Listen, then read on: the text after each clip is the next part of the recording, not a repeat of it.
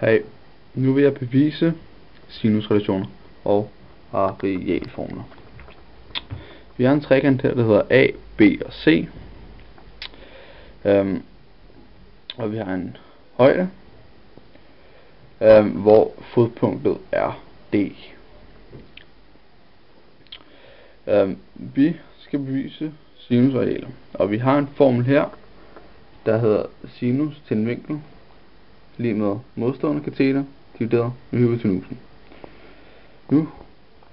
Og hvis vi tager vinkel A, der er den modstående kateter H, og hypotenusen er C. Hypotenusen er altid det modsatte af den vinkel, der er 90 grader. Hvis vi indsætter den, så hedder sinus A lige med H divideret med C.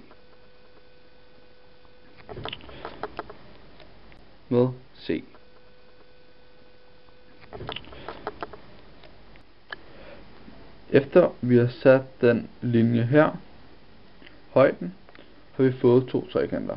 To retvinklede trekanter. Trekant A, B, D og trekant B, C, D. Nu har vi indsat sinus til A, altså H divideret med C. Nu ønsker vi at isolere H, så vi ganger C på begge sider, så det kommer til at stå sinus til A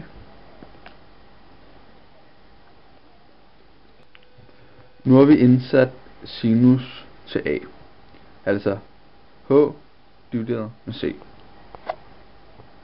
Nu ønsker vi at isolere H, så vi ganger C på begge sider, så det kommer til at stå sinus til A gange C lige med H, fordi C og C går med hinanden, altså H er det eneste bogstav, der står tilbage. Bruge den vi også skal bevise, altså arealformlen. Den primære formel for arealer, som alle nok kender, er en halv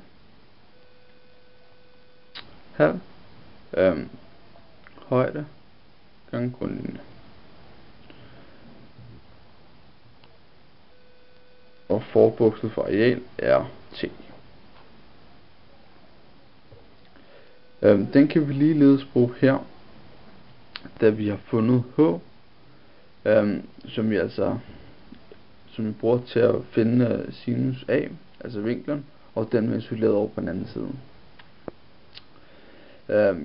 G, som er grundlinjen, vil altså i det her tilfælde være B.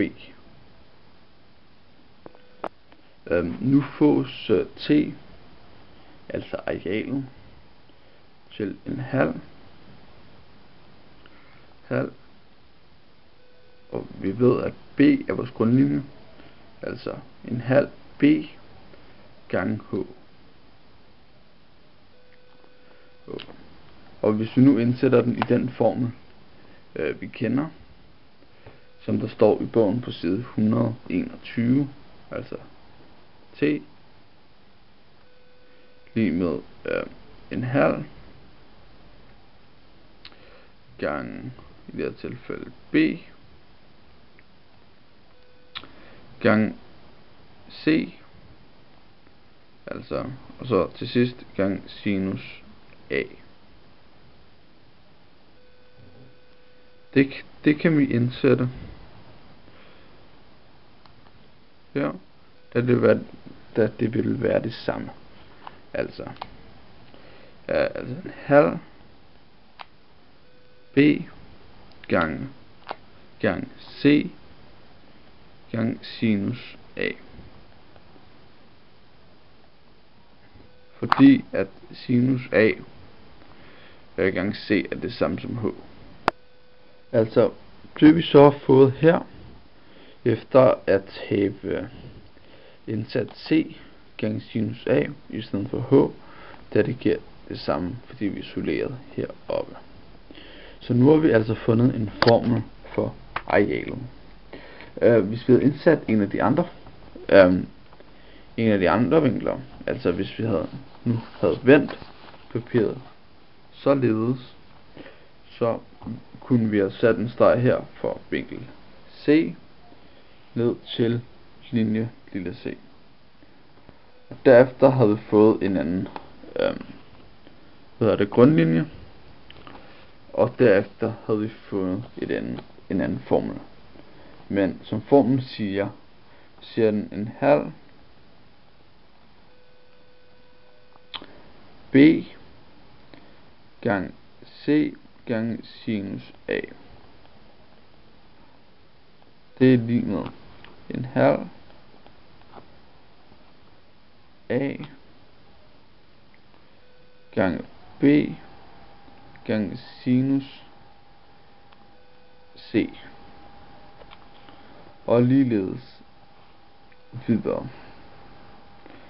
Så ser vi a gange c gange sinus b.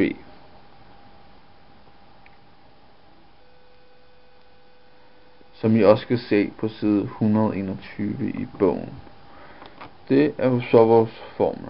Nu har vi bevist arealformlerne og hvordan.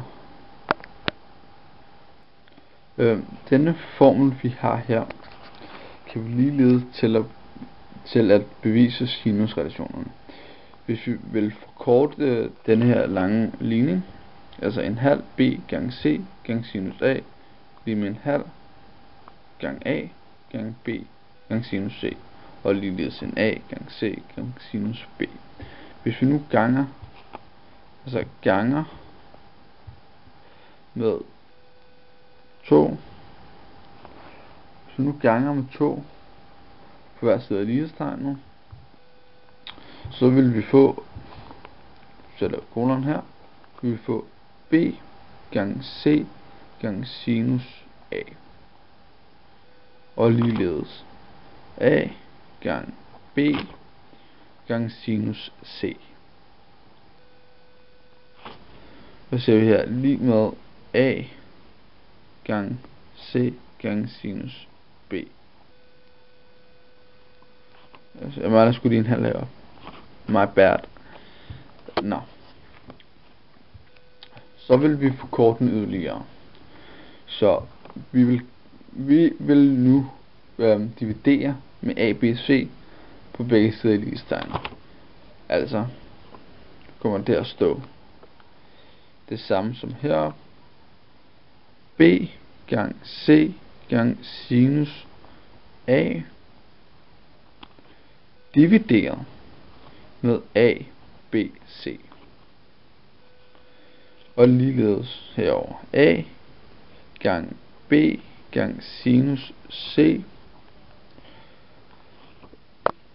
divideret med a, b, c. Og ligeledes herover ser vi bare a gange c gange sinus b, som vi kan se her. Og så dividerer vi igen med a, b og c. Nå, nu kigger vi på den ligning vi så har fået lavet, og ser, okay, er der noget der kan gå ud med hinanden? Hvis vi nu tager den første, hvad hedder det?